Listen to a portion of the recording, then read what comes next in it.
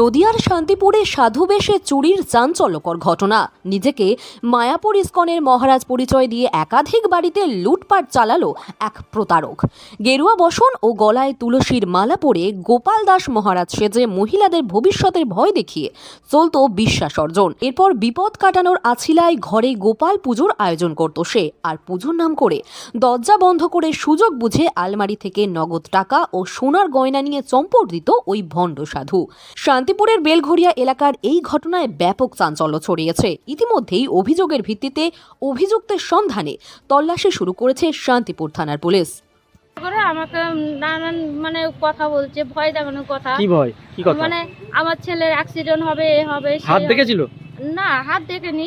আপনাকে দেখেই বলছে? ভবিষ্যৎ বলছে, বলে ফেলছে? ভবিষ্যৎ বলছে। আচ্ছা। দিয়ে তারপরে বলার পরে আমাকে বলছে যে তোকে একটা গোপাল পুজো বাড়িতে বড় করে গোপাল পুজো দিতে হবে করে ওরা আমাদের ঘর থেকে সবাইকে বের করে দেয়। এবারে আমার শোকেস মোকেস সব তো ঘরে খোলামেলা ছিল, যেহেতু আমি ঘর দুয়ার সব ভেঙেছিলাম। এবার যে ঘরের জিনিসপত্র দেখি, ঘর কি বন্ধ ছিল? টোটালটা বন্ধ ছিল। হ্যাঁ, উনি গেট বন্ধ করে গেছে। পুজোটা দিয়েছে গেট বন্ধ করে। আচ্ছা, তারপরে কি করলেন? আমি কালকে সবকিছু খুলে মেলে দেখছি, এবার দেখি যে কিছুই নেই আমার শোকেসে। কি কি ছিল? 20,000 টাকা ছিল আর এক জোড়া সোনার কানের দুল ছিল। আচ্ছা, আপনার এলাকায় একজনের বাড়ি ঘোরালিয়া বাইপাস পাড়া, একজনের বাড়ি স্টেশন সংলগ্ন এলাকায় চুরির ঘটনা ঘটে, সাধু সেজে চুরি করে যায়। আপনি তো এলাকার প্রধান, কিভাবে জানেন কি বিষয়টা? বিষয়টা আমি জানতাম না। যে সকালবেলা আসে ওরা, আমার এসে বলে যে আমার এরকম চুরি হয়েছে। আমি বললাম তাহলে চুরি যখন হয়েছে তাহলে বিরুদ্ধে কোনো স্টেপ নিতে হবে। তাই বললাম শান্তিপুর থানায় গিয়ে জিডি করতে হবে। এরকম তো তোমাদের সাথে হয়েছে, অন্য কারোর সাথেও ঘটতে পারে, তো সেই জন্যই থানায় আসা। যেটা জানা যায় যে সাধু সেজে এসেছেন উনি, তো দীর্ঘদিন তো ঘুরে বেড়াচ্ছিল, তাহলে ওখানকার সিসিটিভি ফুটেজ তো চেক করতে পারেন না? ওখানে সিসিটিভি আছে, এখন তদন্ত সাপেক্ষে যদি লাগে সেটা করতে হবে। তারপরে সব পুজো টুজোরই করা হলো।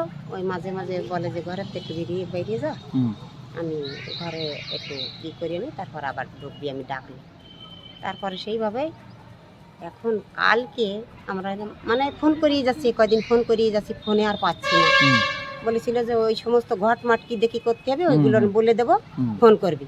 এখন সে ফোনে আর পাচ্ছি না। না পারলে আমার মনে একটু কিরাম হলো আমি দিদির বাড়িতে গেলাম কালকে। মানে 1-1:30টার দিকে ওই দিদির বাড়ি গেলাম। যাই আমি দিদিকে বললাম যে দিদি, উনি কি ফোন টোন করছিল, কি ফোনে পাচ্ছ? তা কাছে কি না বউ, না পাচ্ছি না ফোনে। তা তোমাদের কি? আমি বলছি আমাদের ওই ব্যাপারে। দেখো আমার ঘরের এইসব জিনিসগুলো নিয়ে গেছে। আমার ঘরের আমার সেই শাঁখা বাঁধা ছিল, তারপরে কানের ওই এক জোড়া দুল ছিল, তারপরে ওই মেয়ের হাতের একটা ওই যে